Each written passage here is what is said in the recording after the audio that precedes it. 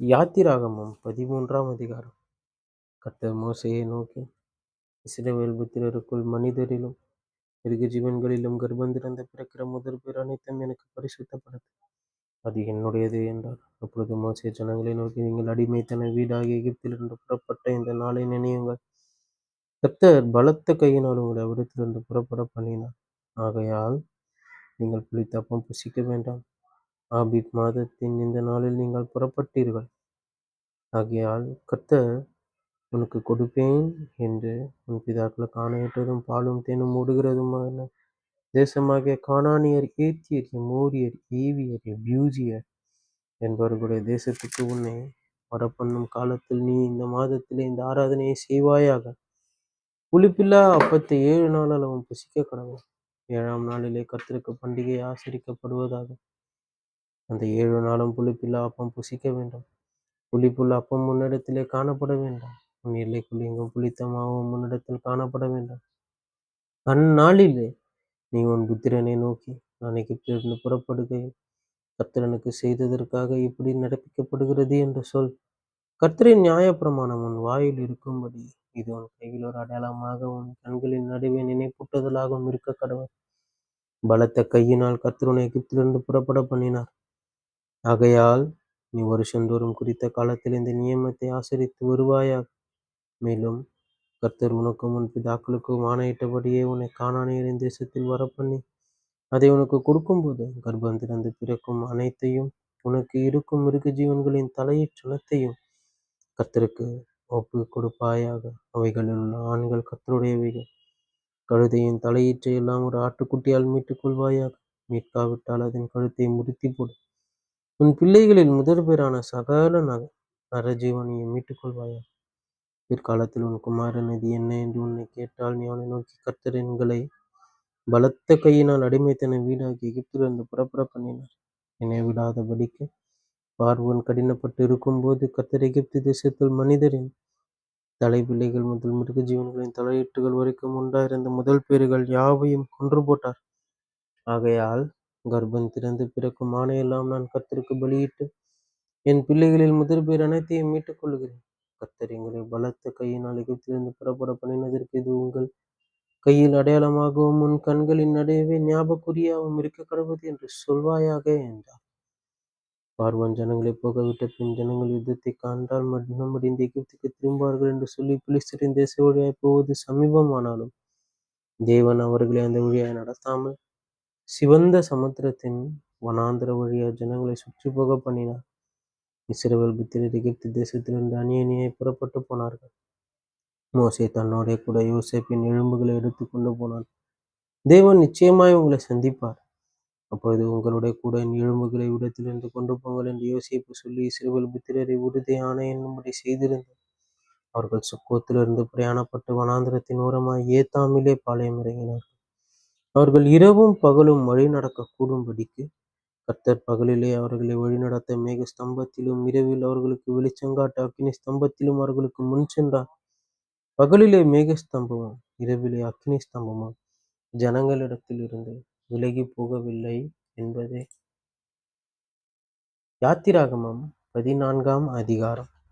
கர்த்தர் மோசேயை நோக்கி, நீங்கள் திரும்பி மிக்தோலுக்கும் சமுத்திரத்துக்கும் நடுவே பாகால் சேபோனுக்கும் முன்பாக இருக்கிற ஈரேத் பள்ளத்தாக்கின் முன்னடியிலே பாளையம் இறங்க வேண்டும் என்று இஸ்ரவேல் புத்திரருக்கு சொல்லு. அதற்கு எதிராக சமுத்திர கரையிலே பாளையம் இறங்குவீர்களாக. அப்பொழுது பார்வோன் இஸ்ரவேல் புத்திரரை குறித்து, அவர்கள் தேசத்தில் திகைத்து திரிகிறார்கள், வனாந்திரம் அவர்களை அடைத்து போட்டது என்று சொல்லுவான்.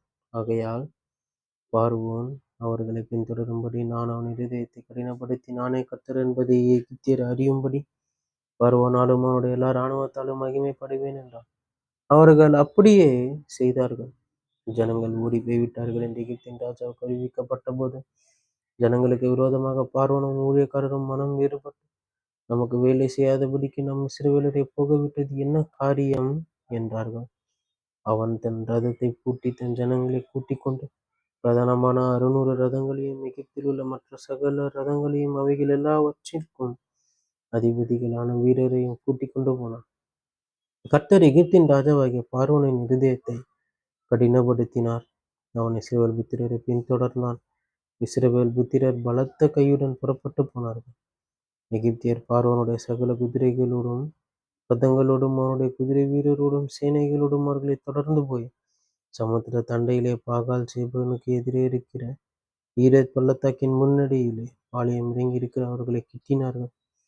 பார்வோன் சமீபித்து வருகிற போது இஸ்ரவேல் புத்திரர் தங்கள் கண்களை ஏறெடுத்து பார்த்து எகிப்தியர் தங்களுக்கு பின்னே வருகிறதைக் கண்டு மிகவும் பயந்தார்கள். அப்பொழுது இஸ்ரவேல் புத்திரர் கர்த்தரை நோக்கி சத்தமிட்டு கூப்பிட்டார். அன்றியும் அவர்கள் மோசேயை நோக்கி, எகிப்திலே பிரேத குழி இல்லை என்றால் வனாந்திரத்தில் சாகும்படிக்கு எங்களை கொண்டு வந்தீர். நீர் எங்களை எகிப்திலிருந்து புறப்பட பண்ணினதினால் எங்களுக்கு இப்படி செய்தது என்ன? நாங்கள் எகிப்திலே இருக்கும்போது நாங்கள் எகிப்தியருக்கு வேலை செய்ய எங்களை சும்மா விட்டுவிடும் என்று சொன்னோம் அல்லவா? நாங்கள் வனாந்திரத்திலே சாகிறதை பார்க்கிறோம், எகிப்தியருக்கு வேலை செய்கிறது எங்களுக்கு நலமாய் இருக்குமே என்றார்கள். அப்பொழுது மோசே ஜனங்களை நோக்கி, பயப்படாதிருங்கள், நீங்கள் நின்று கொண்டு இன்றைக்கு கர்த்தர் உங்களுக்கு செய்யும் ரட்சிப்பை பாருங்கள். இன்றைக்கு நீங்கள் காண்கிற எகிப்தியரை இனி என்றைக்கும் காண மாட்டீர்கள். கர்த்தர் உங்களுக்காக யுத்தம் பண்ணுவார், நீங்கள் சும்மா இருப்பீர்கள் என்றார். அப்பொழுது கர்த்தர் மோசேயை நோக்கி, என்னிடத்தில் முறையிடுகிறது என்ன? புறப்பட்டு போங்கள் என்று இஸ்ரவேல் புத்திரருக்கு சொல்லு. நீ உன் கோலை ஓங்கி உன் கையை சமுத்திரத்தின் மேல் நீட்டி சமுத்திரத்தை பிளந்து விடு. அப்பொழுது இஸ்ரவேல் புத்திரர் சமுத்திரத்தின் நடுவாக வெட்டாந்தரையில் நடந்து போவார்கள். நான் எகிப்தியர் உங்களை பின்தொடர்ந்து வரும்படி நான் அவர்கள் இருதயத்தை கடினப்படுத்தி பார்வோனாலும் அவன் ரதங்கள் குதிரை வீரர் முதலாகிய அவனுடைய எல்லா இராணுவங்களாலும் மகிமைப்படுவேன். இப்படி நான் பார்வோனாலும் அவன் ரதங்களாலும் அவன் குதிரை வீரராலும் மகிமைப்படும் போது நானே கர்த்தர் என்பதை எகிப்தியர் அறிவார்கள் என்றார். அப்பொழுது இஸ்ரவேலரின் சேனைக்கு முன்னாக நடந்த தேவதூதனானவர் விலகி அவர்களுக்கு பின்னாக நடந்தார். அவர்களுக்கு முன்னிருந்த மேகஸ்தம்பமும் இறங்கி அவர்களுக்கு பின்னே நின்றது. அது எகிப்தியரின் சேனையும் இஸ்ரவேலரின் சேனையும் ராம் முழுவதும் ஒன்றோடொன்று சேராதபடி அவர்கள் நடுவில் நின்றது. எகிப்தியருக்கு அது மேகமும் அந்தகாரமுமாய் இருந்தது. இஸ்ரவேலருக்கு அது இரவை வெளிச்சமாக்கிட்டு. மோசே தன் கையை சமுத்திரத்தின் மேல் நீட்டினான். அப்பொழுது கர்த்தர் ராம் முழுவதும் பலத்த கீழ்காற்றினால் சமுத்திரம் ஒதுங்கும்படி செய்து அதை வறண்டு போக பண்ணினார். ஜலம் பிளந்து பிரிந்து போயிற்று. இஸ்ரவேல் புத்திரர் சமுத்திரத்தின் நடுவாக வெட்டாந்தரையில் நடந்து போனார்கள். அவர்கள் வலதுபுறத்திலும் அவர்கள் இடதுபுறத்திலும் ஜலங்கள் அவர்களுக்கு மதிலாக நின்றது. அப்பொழுது எகிப்தியர் அவர்களை தொடர்ந்து பார்வோனுடைய சகல குதிரைகளோடும் ரதங்களோடும் குதிரை வீரரோடும் அவர்கள் பிறகாலை சமுத்திரத்தின் நடுவே பிரவேசித்தார்கள். கிழக்கு வெளுத்து வரும் ஜாமத்தில் கர்த்தர் அக்கினி மேகமான ஸ்தம்பத்தில் இருந்து எகிப்தியரின் சேனையை பார்த்து அவர்கள் சேனையை கலங்கடித்து அவருடைய ரதங்களில் இருந்து உருளைகள் கழலவும் அவர்கள் தங்கள் ரதங்களை வருத்தத்தோடு நடத்தவும் பண்ணினார்.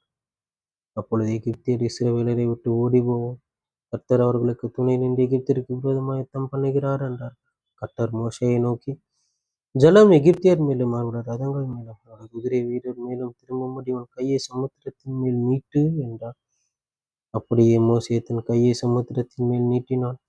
விடியற் காலத்தில் சமுத்திரம் பலமாய் திரும்பி வந்தது.